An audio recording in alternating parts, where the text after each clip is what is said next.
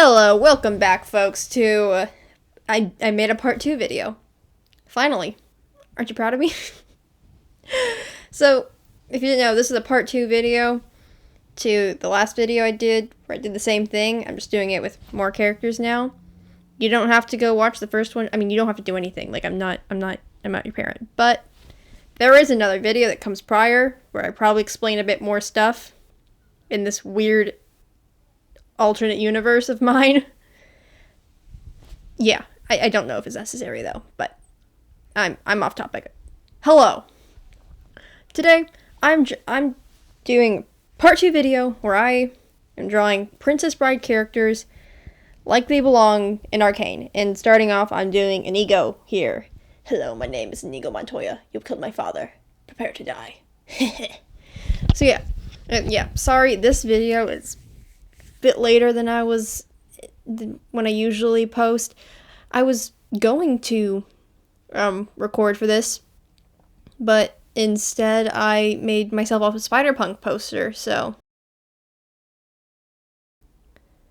But, you know, we're back. We're drawing. I'm recording. You can hear my voice, so I can post this thing finally.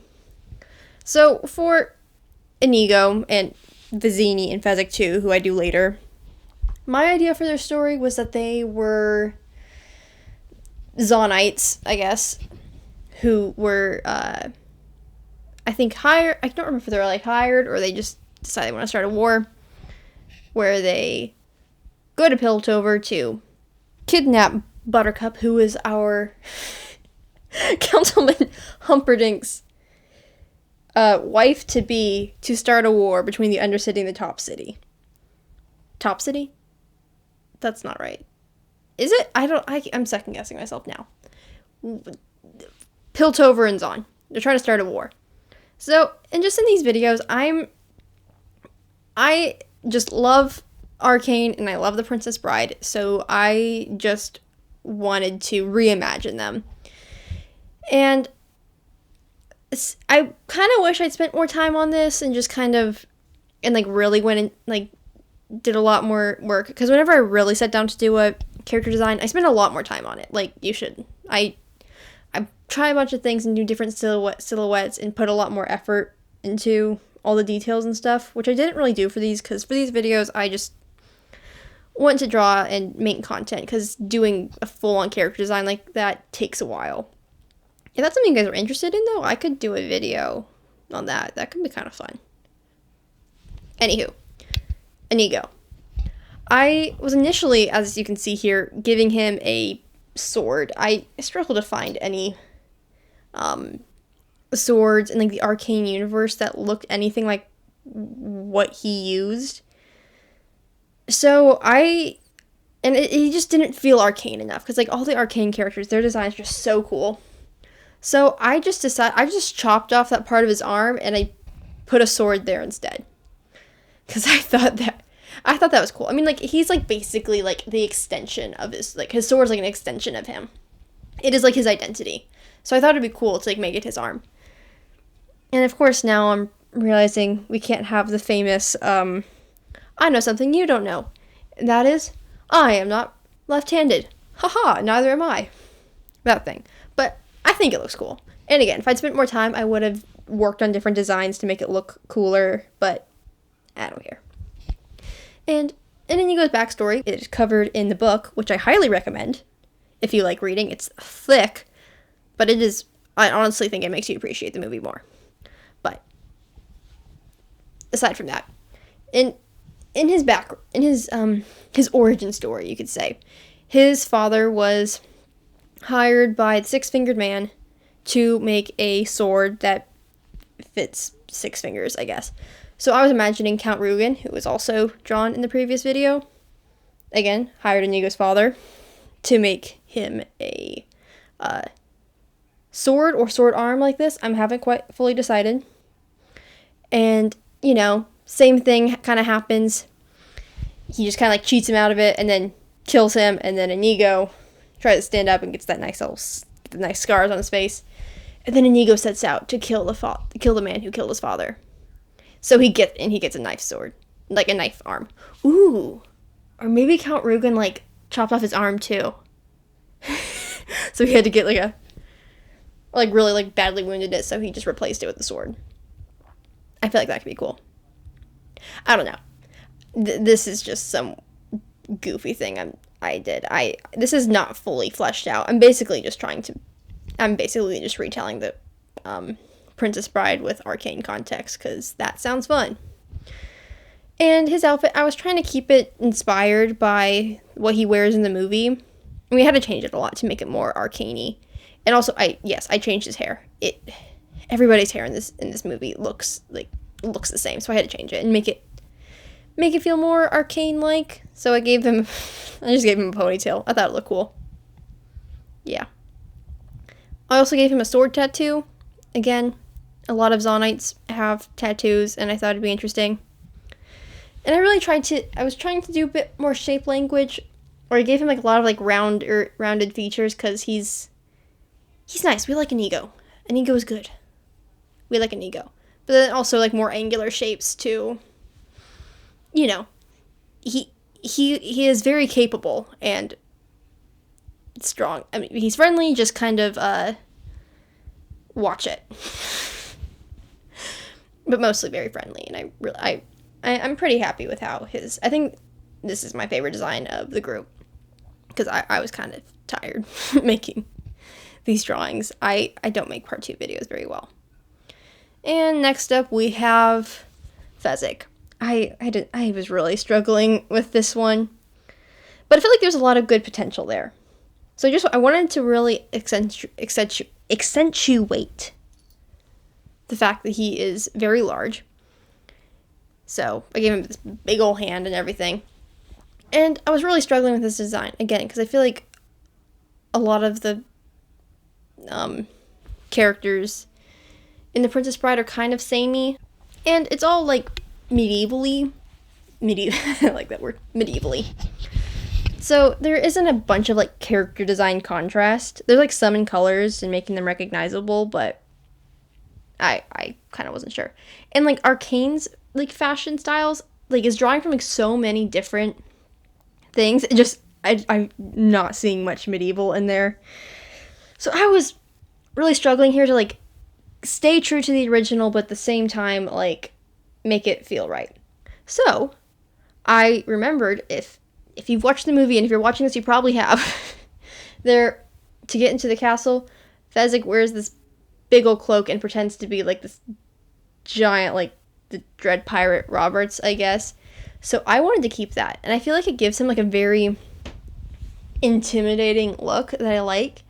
And it's not covered in the movie. He what's it?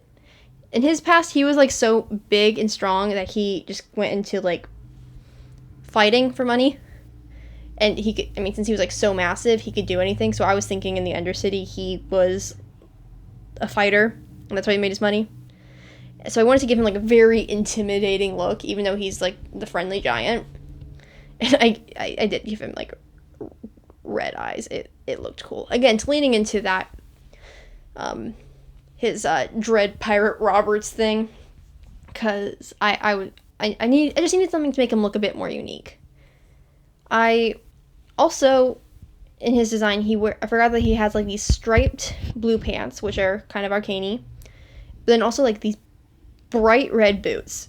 So I had to bring those back in. I didn't draw his feet, but I tried to bring the red back in the rest of in other places in his design, because again, I didn't have much to work with. I was working with it. And also, with the hood, I didn't have to try and figure out what to do with his face and hair, because I was scared. I didn't know what to do. I was tired, and this seemed like a great idea until I was actually drawing it. I'm I don't know what the heck to do. And I didn't want to spend hours and hours on this. But yeah, I'm pretty happy with the result. I'm it's kind of this video. Please don't judge me by this video. If this is the first video you're seeing of mine, go watch the one before this or another one, please. This is not my best work. I also gave him hand wrappings just to lean more into the fighter look, and I thought it made him look a bit more interesting. Yeah. And here I'm just finishing up rendering and making it look better. Yeah. Not my best work, but I don't hate it given what I had. I think I made something I like. And last up, we have Vizzini. Inconceivable! Yeah, I realized in my last video I never said inconceivable once, and considering how much I just say that in day-to-day life, I just had to randomly say it. So, yeah. I had a lot more to work with him though. It was kind of fun. I don't really draw balding men often, so pardon if his face looks weird. It's fine. It's fine. But his like whole like vest thing, it had like more patterns and things that I enjoyed working with. And he has like these like almost shoulder pad things, which I also really leaned into. And I honestly didn't change it too much, just by making it, just kind of pushing it a little bit further away from medieval. I feel like I really made it a lot more arcane-esque, which I was happy about. And so Vizzini here, he is our leader, the leader of our trio, trying to start a war between the two sides, which is fine. And yeah, and he dies early on, so big whoop. I also gave him goggles because that also seems to be a common design choice. And you know, when you think about the group, we have the brain, the brawn, and blade, I guess. And I felt like giving him like goggles, like he's a bit more smartsy than, I mean, because that's his thing. Like he's the smart one. He doesn't do the fighting or the big strength. He's got a brain. I mean, he doesn't get to use it very long, and it's not as smart as he claims to be. But you know, the thought is there. I did have a bit more fun with his look, and I'm sorry, I was getting kind of lazy.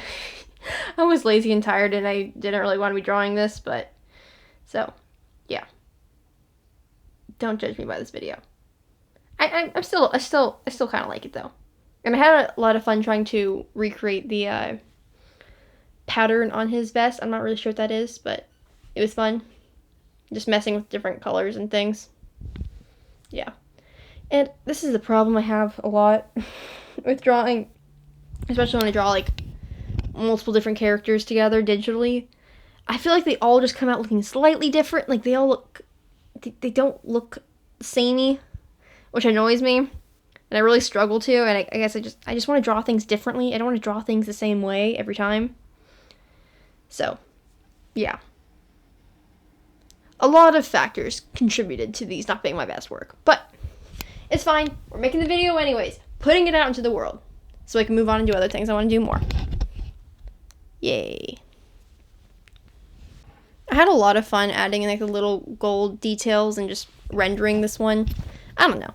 I didn't used to like really render much before because I really struggled with it, but recently I've started to have a love for it, and just because when I thought about rendering, I was like, it has to be like super hyper realistic, and like anything subpar is not real rendering, which is not true.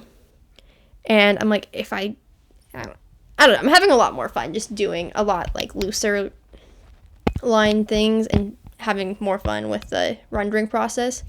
Because really, it's just really fun. It's fun putting colors together and blending them and making them look cohesive.